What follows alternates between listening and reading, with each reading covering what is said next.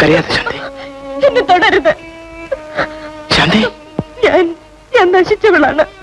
ഒരിക്കലുമല്ല. ലോകത്ത് എത്രയോ പെൺകുട്ടികൾക്ക് നിന്റെ അനുഭവം ഉണ്ടായിട്ടുണ്ട്. എനിക്കൊരു ജീവിക്കണമെന്നില്ല. നീ ജീവിക്കണം, എനിക്ക് വേണ്ടി. ഈ ശരീരത്തെയല്ല ഞാൻ സ്നേഹിച്ചത്, എന്റെ ശാന്തി. എല്ലാവരും വെറുക്കുന്ന എന്നെ സ്നേഹിക്കാൻ ഈ ലോകത്ത് നീ മാത്രമേ ഉള്ളൂ. ആരെതിർത്താലും നിന്റെ കഴുത്തിൽ നാളെ ഞാൻ താലി കെട്ടും.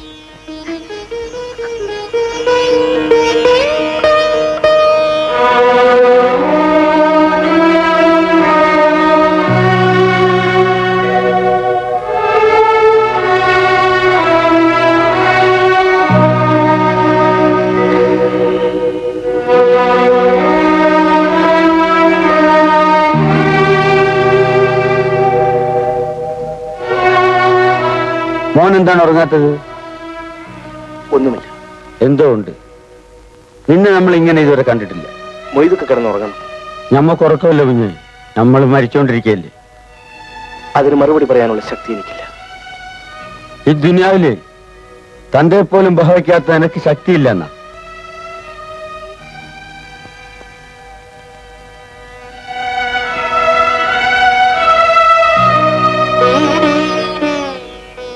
നീ ചന്തയിൽ ആരെങ്കിലുമായിട്ട് ഭയക്കുണ്ടാക്കിയ മോനെ, നീ ഇങ്ങനെ മിണ്ടാട്ടും ഉരിയാട്ടും ഇല്ലാണ്ടിരുന്നാല് നമ്മക്ക് ഉറക്കം വരില്ല.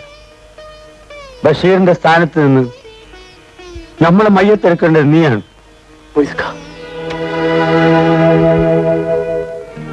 നീ ബാ.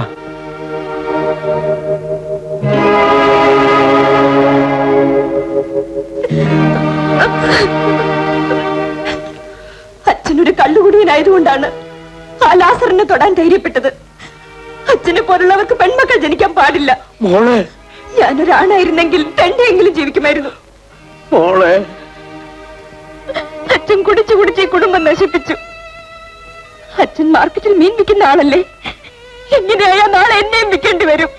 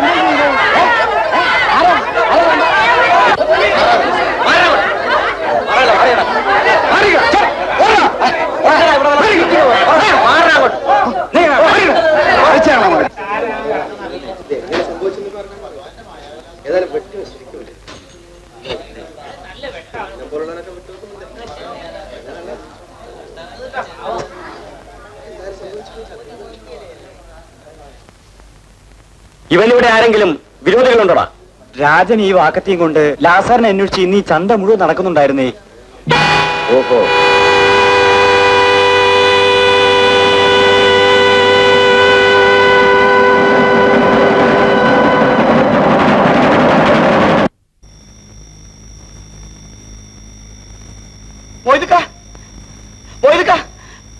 മൊയ്തുക്ക, എന്താ എന്താപ്പാ രാജൻകുഞ്ഞ് ലാസറിനെ കുത്തിക്കൊന്നു.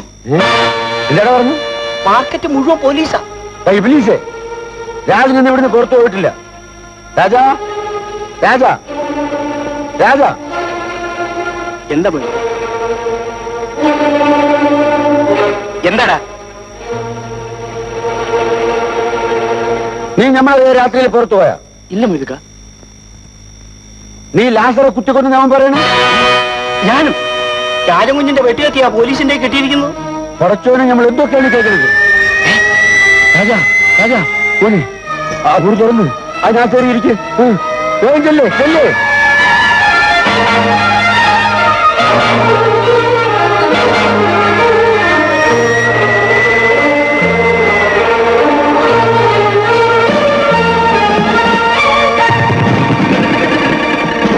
രാജനെവിടെ? നമ്മക്കറിയില്ല. അറിയില്ലല്ലേ? കേറി നോക്കി.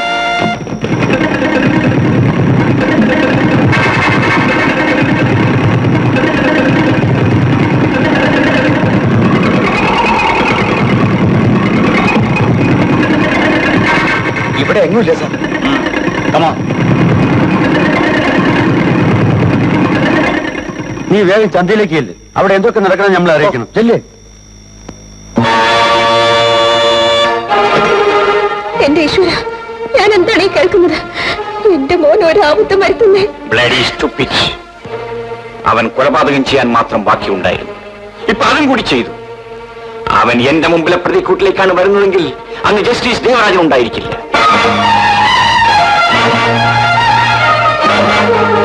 അമ്മേ, അമ്മേ.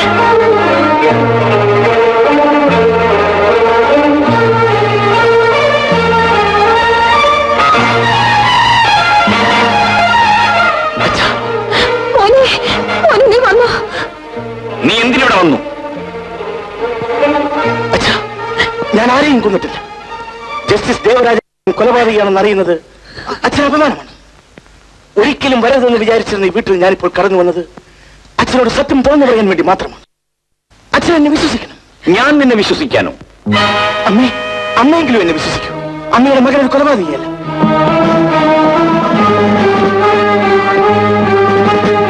അയ്യോ,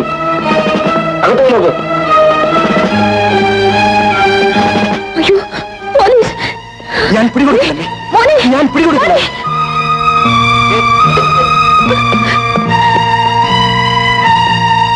രാജൻ ഇവിടെ വന്നു സർ. വന്നു. രാജനെ അറസ്റ്റ്. അയ്യോ, എന്റെ മോനെ ഒന്നും ചെയ്യരുതെന്ന് അവരോട് പറയൂ. നിങ്ങൾ നിങ്ങളുടെ ഡ്യൂട്ടി ചെയ്യൂ. അവൻ ഇതിലെയാണ് പോയത്. Thank you.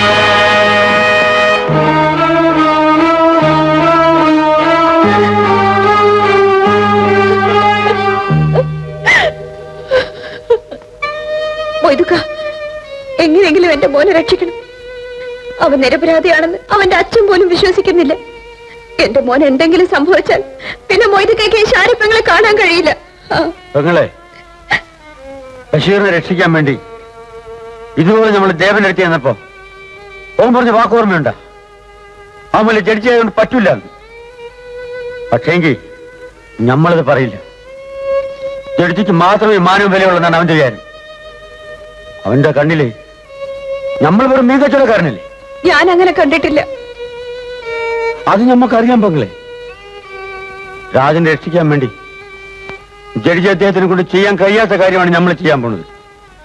പെങ്ങള് സമാധാനമായിട്ട് വീട്ടിൽ പോയിക്കോളി. മൊയ്തുക്ക എന്താണ് ചെയ്യാൻ പോകുന്നത്?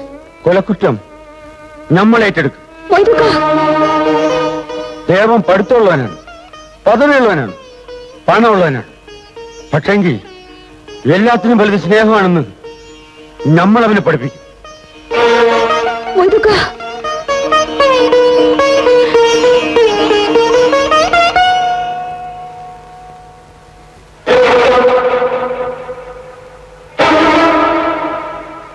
മൊയ്തു, എന്താ മൊയ്തു? ലാസറിന്റെ കൊലപാതകത്തെ പറ്റി പറയാനാണ് നമ്മൾ വന്നത്. മൊയ്തു എന്താ പറയുന്നത്?